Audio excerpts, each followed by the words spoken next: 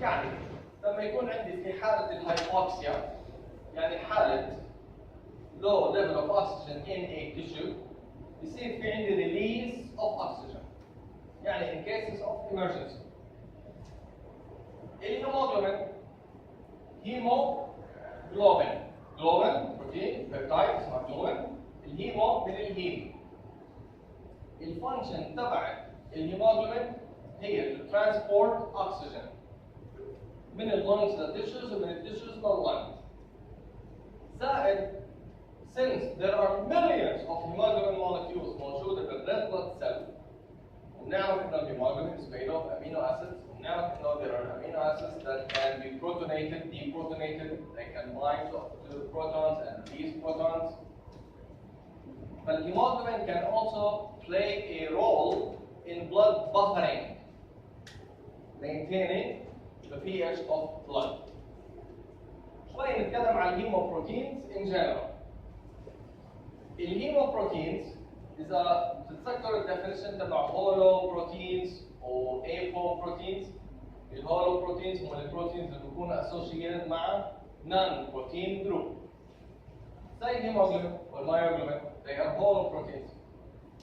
النون بروتين جروب هاي اللي هي الهيم لأنها bound covalently مع البروتين بنسميها prosthetic group. هذه الديفينيشن هذا كمان راح نعيده مرة ثانية في محاضرة الكوفاكتورز والفيتامينز. فلما تكون non protein group associated covalently مع البروتين بنسميها prosthetic group زي الهيم. هلا الفانكشن تبع الهيموبروتينز متعدد، ممكن يكونوا بالترانسبورت زي الهيموجلوبين، ممكن بالستورج زي المايوجلوبين، ممكن كانزيمز. كيف؟ لانه they can accept electron and they can donate electron as well. لانه دائما الهيم بيكون associated معاه iron، ممكن يكون associated معاه cobalt زي الفيتامين بي 12، فلازم يكون في metal associated معه. اوكي. خلينا نيجي نحكي هلا على المايوجلوبين. شو الستركشر تبعه؟ It is a monomeric protein لأنه it has only one polypeptide, so it is a monomeric protein. It is full of alpha helices. It is a globular protein that is full of alpha helices. فيه 8 alpha helices. فإذا طلعنا على الستركشر تبع المايوجلوبين فيه هي alpha helix. على طول designation A، alpha helix A. بعدين بيطلع alpha helix B. بعدين بلف بيتيرن بين الالفا هيلكس والالفا هيلكس بيتيرن صار هيلكس C. بعدين D نزل صار E، لف صار F and so on. في عندنا 8 alpha helices. الهيم اللي موجود هاي بالنص. In the core of the protein عندنا الهيم. And so there is one heme per protein, per myoglobin. When it is bound to the oxygen, we say that it is an oxymyoglobin, يعني oxygenated myoglobin. لما يكون 3 of oxygen, we say it is a deoxymyoglobin. Simple. طيب. نيجي نحكي على amino acids. Just like any other protein, the hydrophobic non-polar amino acids exist in the core. And the hydrophilic polar amino acids are on the surface. Just like any other protein, globular protein. Except in the core of myoglobin, في عندنا 2 histidines. لما تشوفوا البروتين فيه polar charged amino acid موجود جوا in the middle of the protein، اعرفوا انه هذا له function معين. شايف؟ ولما يكون عندنا hydrophobic amino acids موجودة على السيرفس اعرفوا انه برضه لها function معين. فعندنا هلا المايوجلوبين in the core hydrophobic amino acids and they are important. هلا نشوف ليش important. زائد في عندنا 2 histidines. هدول الهستidines بنسميهم proximal histidine وبنسميه الثاني distal histidine. proximal histidine يعني القريب، الديستال البعيد. بالنص في ايرون. البروكسيمال هيستidine اللي هو هذا موجود، هذا على هيلكس F I believe is covalently bound to iron. والبروكسيمال هيستidine موجود قدامه عماله بيراقب الوضع. طيب فهي الايرون موجود بالنص باوند 4 1 2 3 4 باوند على الهيم، ورا عامل بوند مع البروكسيمال هيستidine. قدامه هو شايف مش عامل انتراكشن، بس هو شايف من الديستال هيستidine. اوكي هاي الاستراكشر. اوكي هلا هذا زوم ان على الاستراكشر نفس الشيء. طب نطلع على الهيم. هذا الاستراكشر تبع الهيم. It's made of 4 rings. اسم الرينجز هم the same pyrrole rings. كيف عندنا بنزين وفينول واندول وإيميدازول رينجز، شكل الرينج تبعت الهيم pyrrole رينج 4. هلا الهيم في انواع منه مختلفه على حسب السايد تشين اللي بيكون اسوشيتد معه. فعندنا الموجود عندنا بالهيموجلوبين اسمه بروتوبورفرين 9. هذا الموجود في البلد. هلا في عندي انا انواع ثانيه بروتوبورفرين او بورفرين 2 بورفرين 3 مش عارف. There are different names. السايد تشين بتختلف لانه السايد تشين بتعتمد على كيف على الهيم اللي بيعمل انتراكشن مع البروتين، او بتعتمد على البروتين اللي الهيم بيعمل انتراكشن معه. طيب ما علينا. فإن الميرل عندنا الايرون. اوكي؟ and الهيم is a flat molecule. flat. هلا طب نيجي نحكي عن الايرون. الايرون بيقدر يعمل 6 bonds. 4 فبنسميهم coordinates. 4 coordinates مع الهيم. والفيفث coordinate مع البروكسيمال هيستidine. طب والسكس coordinate مع مين؟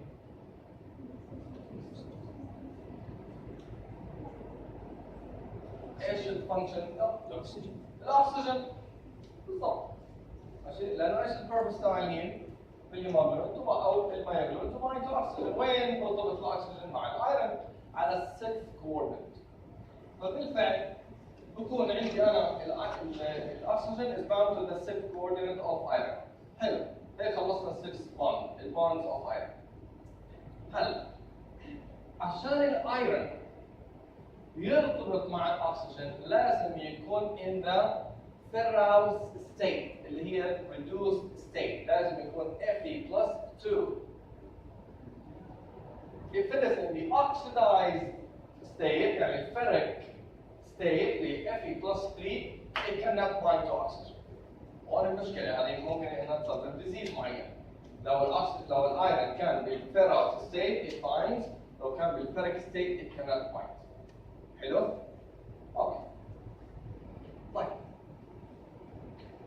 ايش أهمية الهيم للميوجلوبين والهيموجلوبين؟ وشو أهمية الميوجلوبين والهيموجلوبين للهيم؟ في تبادل مصالح، في منفعة متبادلة بين الاثنين. الهيم بيرتبط كوفالنتلي مع البروتين، صح؟ So what it does إنه it stabilizes the protein structure. عامل زي الدعامات. بيخلي وهو مرتبط هيك بالنص covalently so it stabilizes the protein. طب ايش أهمية الميوجلوبين للهيم؟ It keeps iron in the reduced state. الأكسجين لما يكون مرتبط مع الايرون when it is released iron gets oxidized. لازم يكون reduced، لازم يكون Fe+2. طب من وين بده يجيب الأكسجين؟ من وين بده يجيب هذا الإلكترون؟ من الهيدروفوبيك amino acids in the environment. يكونوا حاطينه برعاية وحنان. أول ما يطلع منه الإلكترون على طول أعطينا بصير فيه إلكترون rearrangement بنتقل الإلكترون من واحد للثاني بعدين بيعطوه للأيرون. خلص. إذا الأيرون ضل دائما بالفيرous ستيت. فعندي هلا بنفيت من وجود الهيم كجزء من البروتين itself. كويس؟ طبعا الهيم هو اللي بيعطي البلد الكلر تبعه. امبارح قرأت شيء غريب صحيح.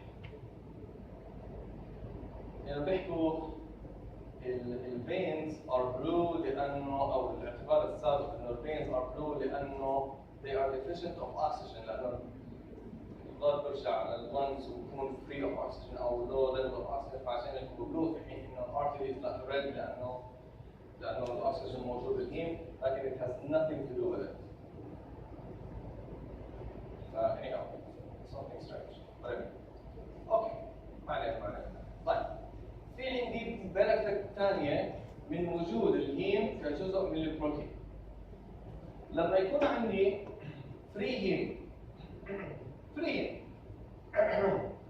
حطيت له same pressure, same amount of oxygen and carbon monoxide, CO. The carbon monoxide has higher affinity to heme than oxygen by thousands, which is a problem طبعا. لما يكون عندنا الهيم بالجسم إذا كان فري، أي نسبة CO راح تقتل الإنسان. لكن وجود الهيم كجزء من البروتين is beneficial. ليش؟ لما يكون ال CO carbon monoxide mixed مع ال free heme, it binds perpendicular to the heme. عمودي على الهيم. This is very strong binding. The oxygen doesn't bind, it binds at an angle. فعشان يكون weaker than carbon monoxide. كويس؟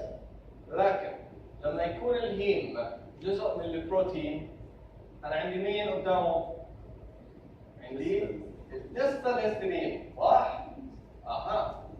فالديستال هيستidine بيكون عامل برابطة بالأيرون في وضعه. لما CO when it binds to heme, it binds at an angle لأنه الديستال هيستidine is creating steric hindrance. عامل steric hindrance، عامل repulsion، عامل ضغط. اوكي؟ فبصير السي او مش vertical، لا بيكون bound at an angle. This weakens the interaction between CO, carbon monoxide, and the iron relative to oxygen. اللي بيساعد الاكسجين which also binds at an angle، اللي بيساعد الاكسجين انه راح يكون في عندنا حيكون عندنا هيدروجين بوند بين الاكسجين مع الهيستidine. طيب؟ فراح يكون انا عندي هيدروجين بوند اذا بين الهيستidine الإيميدازول رينج ال NH مع الاكسجين. So that strengthens the interaction. هي الإيميدازول هي ال NH عامله هيدروجين بوند مع الاكسجين. So that strengthens the interaction of the binding of oxygen للهيم. Which is nice. Okay? How do that things start to make sense? هلا بأمريكا بتصير في حالات اختناق كثير، لأنه بحطوا سياراتهم بالجراجات. بالشتاء بشغلوا السيارة، الجراج مسكر، بشغلوا السيارة عشان يحموها الصبح، وبروح بفطر، بيطلع الزلمة أول ما يدخل على الجراج كربون مونوكسيد معبي. طيب هو على الوقت. أول بده ينتحر، I'm not giving you ideas. بقعد بالسيارة بالجراج، بسكر الشبابيك وبجيب برميل هيك من الاكزوست بدخله جوا السيارة، بسكر الشبابيك عشان يدخل الكربون مونوكسيد جوا السيارة. So it is a nice way of killing yourself, يعني in case you do. it happens كمان عندنا هون في الأردن مع صباط الغاز ما يدخلوها على الحمامات عشان يدفوا. صباط الغاز شو بتعمل؟ كربون مونوكسيد. في كومبيتيشن ما بين الكربون مونوكسيد والاكسجين. لما يزيد الكربون مونوكسيد طبعا راح يغلب الاكسجين، ما راح يكون في مجال للاكسجين انه يخرج، so people die as a result of that. ماشي. هون عندنا منطق. هلا هذا بنسميه الساتوريشن كيرف للاكسجين بايندينج تو مايوجلوبين. سؤال، حكينا ايش الفانكشن تبع المايوجلوبين؟ ستورج اوف اوكسجين. and to release oxygen in cases of hypoxia. Do you expect oxygen binding to myoglobin to be at high affinity or low affinity? High affinity, makes sense. So that oxygen is always bound to myoglobin and is released only in cases of hypoxia لما الأكسجين level يقل. In tissues, the pressure amount of oxygen in tissues is about 20 torr or 20 millimeter of mercury. That's in tissues. لو شفتوا رقم 30 مع الغيروب 20 خلينا نوحد الأرقام 20. طيب نطلع على الساتوريشن كيرف. الإكس أكسس هو the amount of oxygen pressure. الواي أكسس هو the fraction of myoglobin bound to oxygen. 100% فوق 0% تحت. كويس؟ At a pressure of 20 in tissues, what is the fraction of myoglobin bound or saturated with oxygen?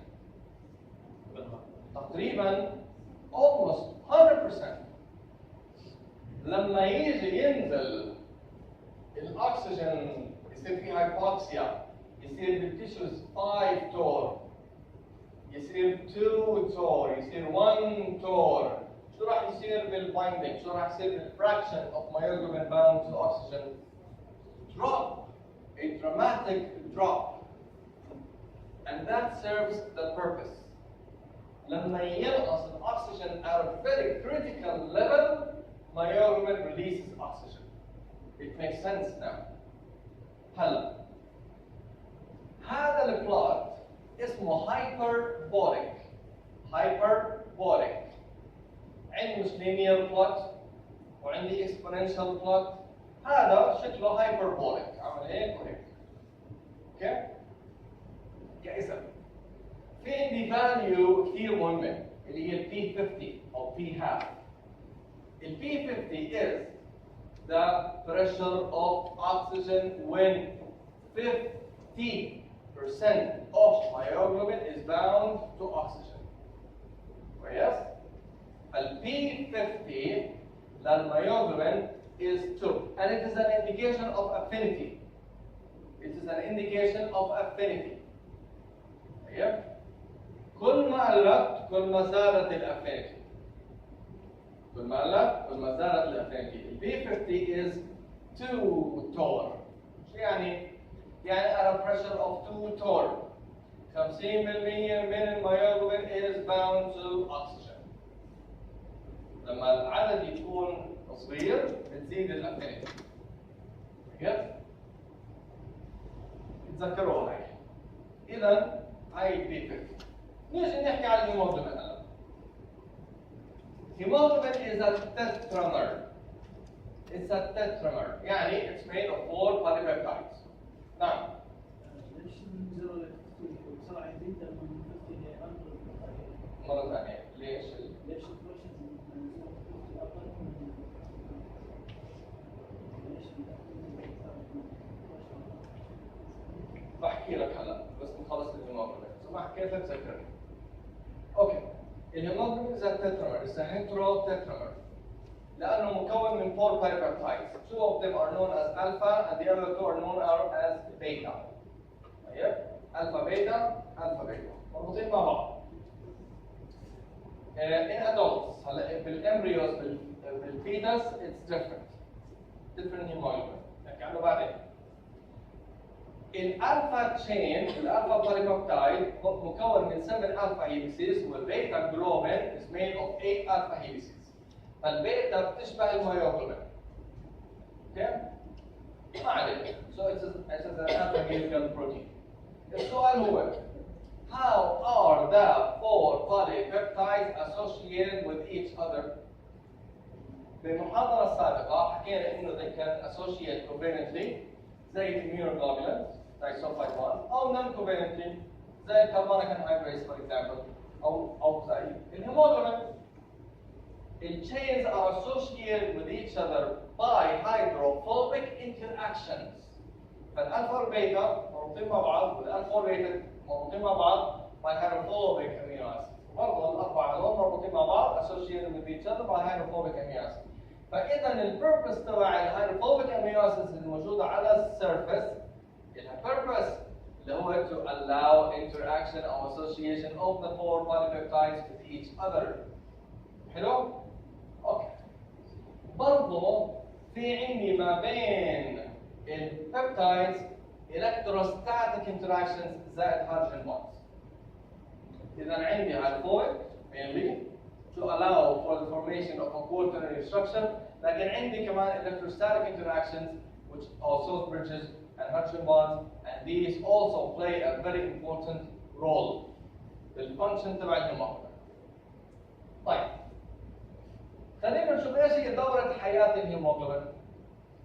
الهيموجلوبين in red blood cells millions of hemoglobins موجودة بالred blood cells. تتحرك الred blood cells بتروح على اللنجز. شو بتعمل؟ It binds to oxygen. بتصير saturated. تتحرك من اللنجز بتروح للتيشوز. It releases الأكسجين. بترجع لللنجز بتكون فاضية بتتحمل بالأكسجين and so on. حلو؟ هلا do you expect the affinity of hemoglobin towards oxygen to be high ولا low؟ high.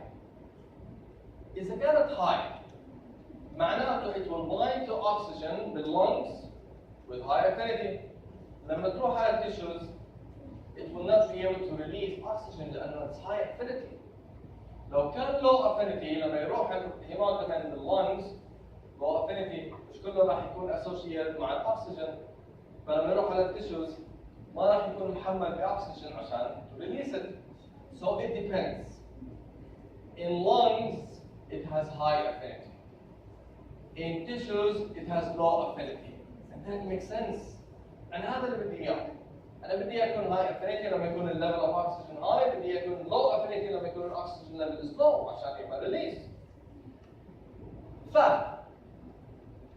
The blood saturation curve of oxygen binding to hemoglobin looks something like this. هاي الميوجلوبين hyperbolic. الهيموجلوبين عامل زي الاس، فاسمه سيجمويدال. اسم البلاد سيجمويدال. كويس؟ هيك اسم البلاد. ال P50 يعني the fraction of hemoglobin. ال 50% of hemoglobin fraction bound to oxygen is 26 تور. يعني at 26 تور 50% من الهيموجلوبين bound to oxygen. بالتيشوز احنا حكينا قديش؟ تقريبا 20 واحد يعني 20 to 30. اوكي؟ فبالتيشوز راح يكون عندنا اقل من 50% من الهيموجلوبين bound to oxygen. اوكي؟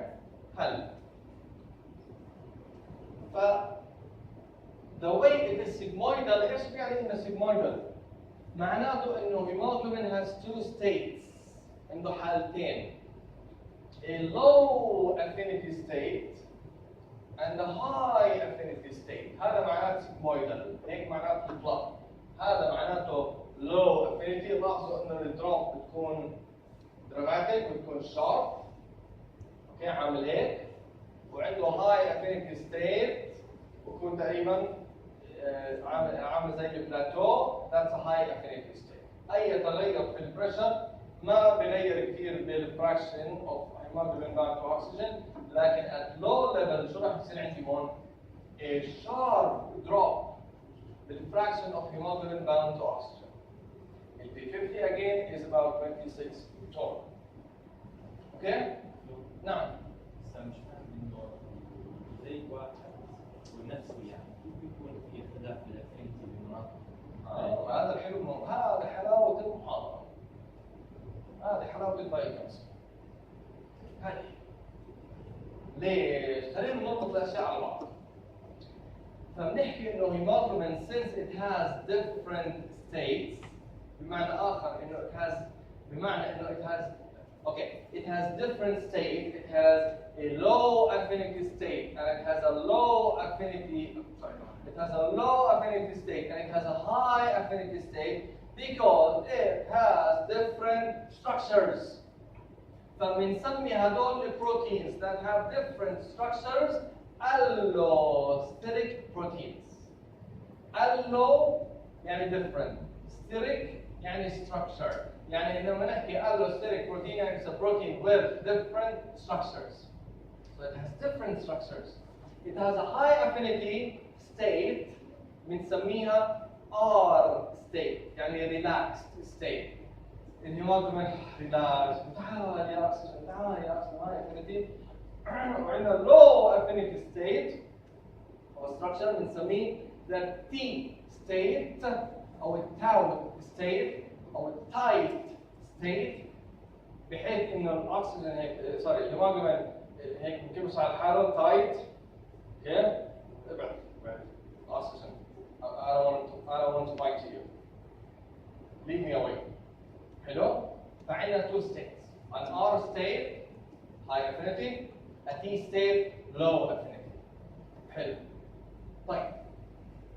فعشان هيك طب كيف السؤال هو كيف بصير انا عندي transition من الهاي affinity state للlow affinity state ومن low affinity state للhigh affinity state؟ نربط الاشياء على بعض. حكينا انه the peptides, the polypeptides, the chains are associated with each other by انه في عندنا بيناتهم electrostatic interactions وعندنا hydrogen bonds. Okay? But what happens انه لما يجي الاكسجين when it binds to one chain راح يتغير شكل المولكيول شوي، تتحرك، تكسر شويه من electrostatic interactions، فبصيرها فري يعني مربط بالقيود. اجى اكسجين فك قيد صار شويه محرك ايده، اجى اكسجين ثاني فك القيد اللي بالرجلين صار شويه ريلاكست او نعش، صار اجى الثالث and so on. فكل ما يجي اكسجين when it binds to a heme molecule it breaks the electrostatic interactions between the chains. فبصير المولكيول relaxed R state high affinity state. ماشي؟ هيك بصير high affinity و low affinity لأنه by breaking electrostatic interactions between the chains. حلو؟ طيب. السؤال هو والهيدروجين bonds. السؤال هو طب كيف نغير الستركشر؟ كيف الأكسجين بيسبب إنه لما يتبايند to heme بغير الستركشر تبع البروتين؟ This is what's really beautiful about biochemistry. What happens in heme is not totally flat.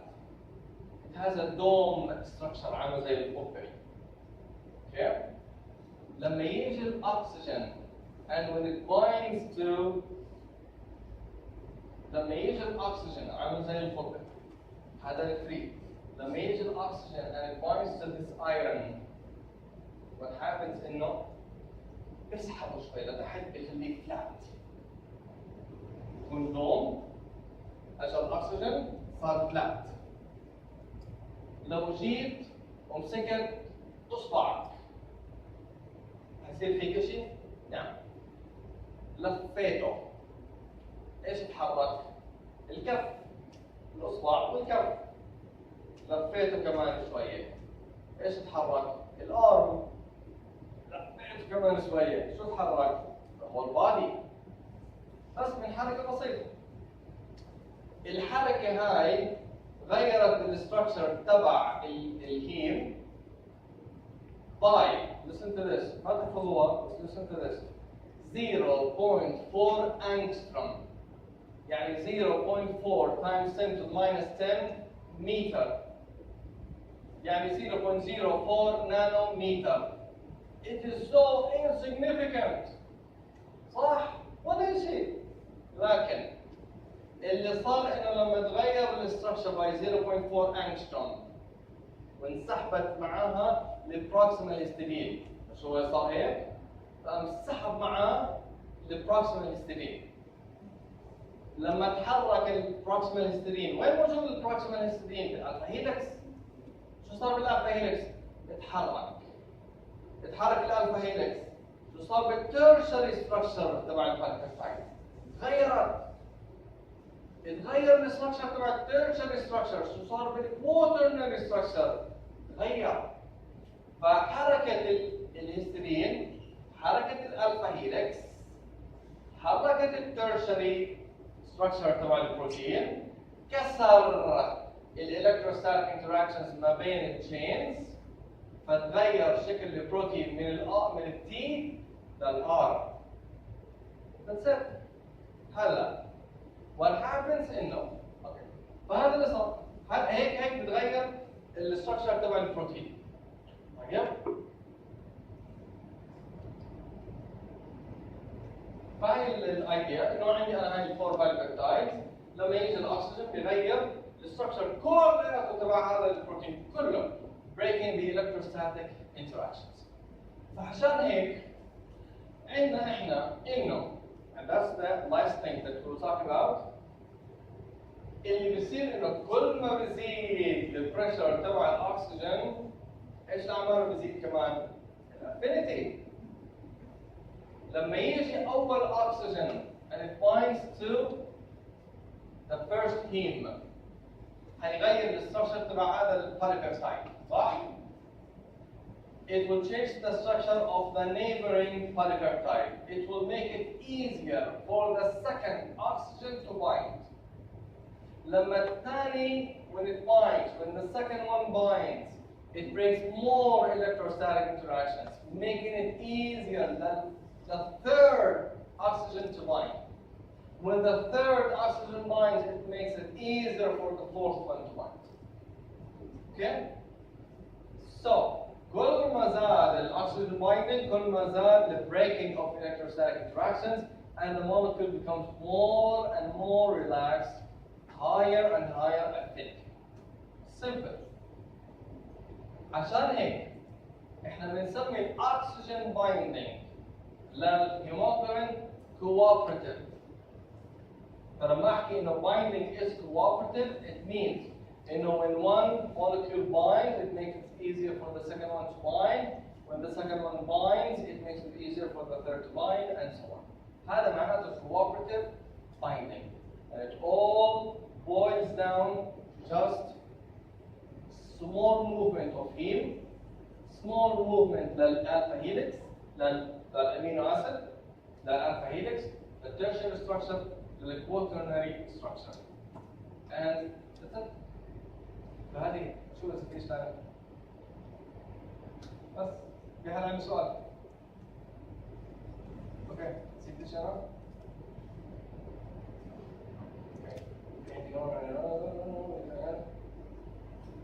I think no. I'm done. في حدا عنده سؤال؟ يس. بعيد، مو بعيد المحاضرة.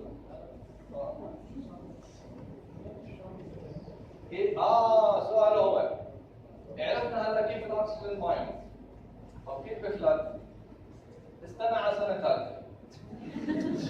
اوكي؟ لأنه في الثيرد يير رح تاخذوا الديتيل ميكانيزم، لأنه عندنا other factors. اوكي، ايش هي other factors؟ البي اتش. البي اتش اللي موجود في المي غير اللي موجود في التيشوز. ليش؟ بالتيشوز عندي CO2. الCO2 بيتحول لكربونيك اسيد، بيتحول لبايكربونات ايون زائد بروتون. شو صار في البي اتش؟ بالضبط لما ينقص البي اتش حيصير في عندي انا بروتونيشن للامينو اسيدز في الهيموجلوبين. البروتونيشن راح يغير في الهيدروجين بونز والالكتروستاتيك انتراكشنز بتاعت البروتين اتسلف، راح يساعد البروتين انه يغير الاستراكشر تبعه، فبصير في ريليس للاكسجين للتيشوز and that helps. Using CO2 and it can bind the hemoglobin. Okay? It's a long story, بس هذه the short version. بس نغير من T لل R state and that's it. طيب، في حدا عنده سؤال؟ ماشي. أحلاكم خلينا ناخذ الغياب والشعب الأخرى لو سمحتوا محاضرة.